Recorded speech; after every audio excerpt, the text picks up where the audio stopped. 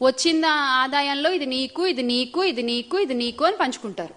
ఎక్కడైతే మీకు వాటాలు తేడాలు వస్తాయో అక్కడల్లా ఆ ఫ్యాక్టరీలన్నీ బయటపడుతున్నాయి.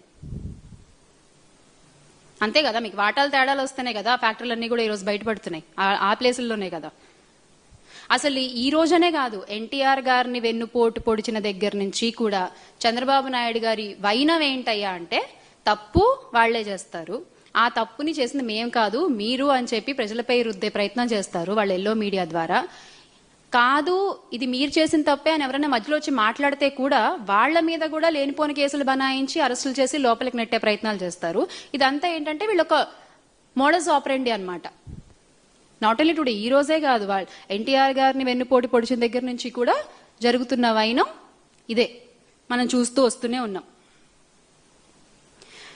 పైగా మళ్ళీ మేము నిజాయితీ పరులం, మేమేం తప్పు చేయలేదు అని నిరూపించుకోవడానికి ఒక సిట్ వేస్తారండి.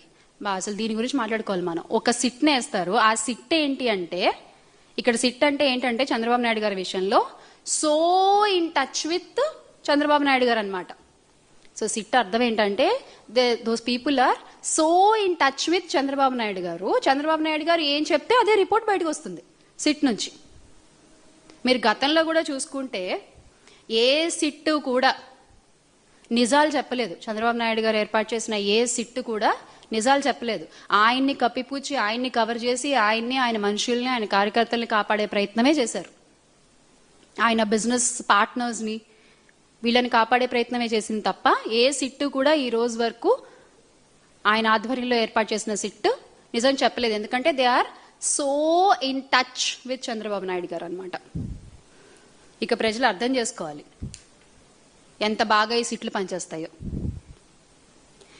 ఇక్కడ నిజంగా నకిలీ మద్యం ఫ్యాక్టరీలు పెట్టింది చంద్రబాబు నాయుడు గారి మనుషులు. నకిలీ మద్యాన్ని తయారు చేసి తమ మాఫియాలో భాగమైన ప్రైవేట్ లిక్కర్ షాపులకు సరఫరా చేసింది చంద్రబాబు నాయుడు గారి మనుషులు.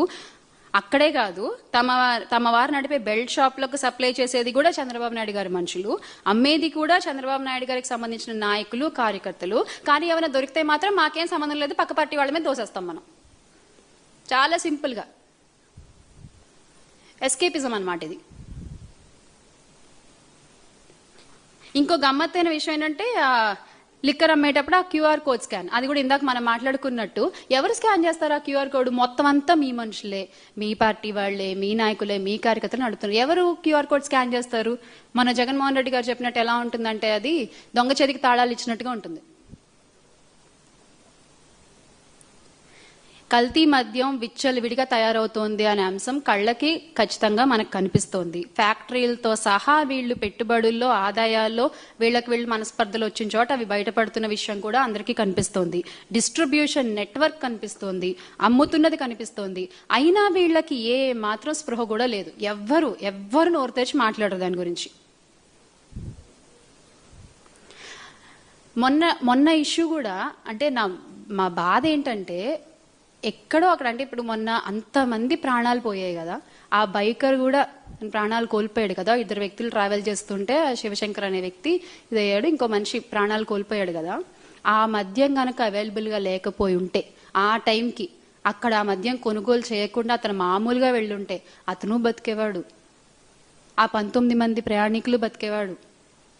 ఈ రోజున ఒక మాంసపు ముద్దల్లా ఉన్న ప్రయాణికులని ఒక డిఎన్ఏ టెస్టుల ద్వారా ఎవరిది ఏంటి అని చెప్పి వాళ్ళ కుటుంబ సభ్యులకి అప్పగిస్తున్నటువంటి పరిస్థితి. ఇంత విషాదకర ఘటన అవసరమా రాష్ట్రంలో మనకి? ఒక తల్లి తన బిడ్డ కాలిపోకూడదని చెప్పి ఇలా పట్టుకుని తను దహనం అయిపోతూ ఆ బిడ్డను కాపాడే ప్రయత్నం చేసిన హృదయ వికారమైనటువంటి ఆ సంఘటన చూడాల్సిన కర్మ ఏంటి మనకి? దేనికి లింకప్ అయి ఉంది ఇదంతా? మద్యం మాఫియా కాదా?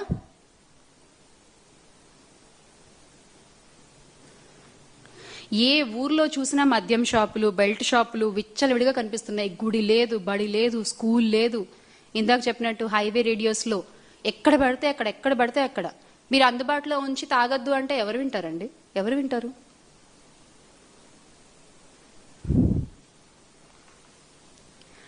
రాష్ట్రంలో ఈ రోజున మహిళలపై జరుగుతున్న అఘాయిత్యాలకు కూడా ఈ మద్యం మాఫియానే ఒక కారణం అని చెప్తాను నేను నిస్సంకోచంగా. నిన్నటికి నిన్న కూడా ఒక న్యూస్ చూసాం. ఒక 20 రూపాయల కోసం ఒక పిల్లోడు పక్క పిల్లోడి గొంతు కోసేసిన వైన మనం చూసాం. ఏంటిది? ఏం జరుగుతుంది అసలు రాష్ట్రంలో?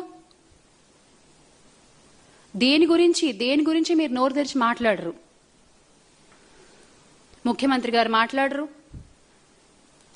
ఉప ముఖ్యమంత్రి గారు మాట్లాడరు, పీపీపీ గారు, లోకేష్ గారు మాట్లాడరు, హోమ్ మినిస్టర్ గారు అసలే మాట్లాడరు.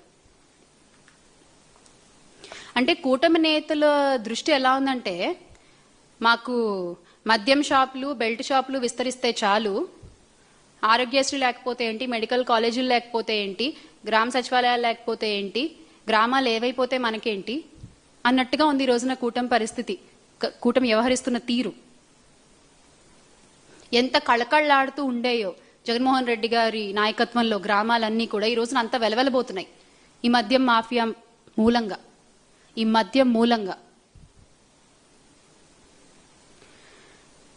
జగన్ గారు ఎంత సంక్షేమ పాలన అందించారో అంతకంతకి సంక్షోభ పాలన అందిస్తున్న ఘనత మూటగట్టుకుంటున్నారు ఈ కూటమి ప్రభుత్వం. ఎందుకు అంటే ఇప్పుడు మన ఉప ముఖ్యమంత్రి గారికేమో, పీపీపీ గారికి హోంశాఖ మీద దృష్టి, హోమ్ మినిస్టర్ గారికేమో ఎంతసేపు పవన్ కళ్యాణ్ గారిని పొగడ్డం మీద దృష్టి, లోకేష్ గారికేమో ముఖ్యమంత్రి శాఖలపైన దృష్టి, ముఖ్యమంత్రి గారికేమో ఎంతసేపు ఏ ప్రమోషన్ చేసుకుందామా అనే దృష్టి. అంతే తప్ప ఈ రోజున ఈ నకిలీ మద్యం గురించి కానీ, ఆగిపోయిన ఆరోగ్యశ్రీ గురించి కానీ, ప్రైవేటు పరం చేస్తున్న మెడికల్ కాలేజీల గురించి కానీ, కల్తీ ఆహారం తిని చనిపోతున్న, కల్తీ నీరు తాగి చనిపోతున్న గిరిజన బాలికల గురించి కానీ, గురుకుల పాఠశాలలో చదువుతున్న బాలికల గురించి కానీ ఎవ్వరు మాట్లాడరు.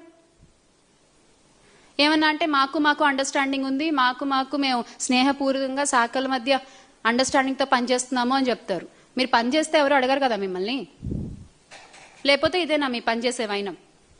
ఈ రోజున గ్రామాలన్నీ కూడా వెలవెలబోయి నాశనం అవుతున్నాయి. దానికి సమాధానం ఎవరు చెప్తారండి? అందుకే ఈ రోజున వైఎస్ఆర్ కాంగ్రెస్ పార్టీ ఒకటి కాదు, గ్రామ స్థాయి నుంచి రాష్ట్ర స్థాయి వరకు ప్రతి ఒక్కళ్ళు కూడా కల్తీ మద్యం వద్దు, మాకు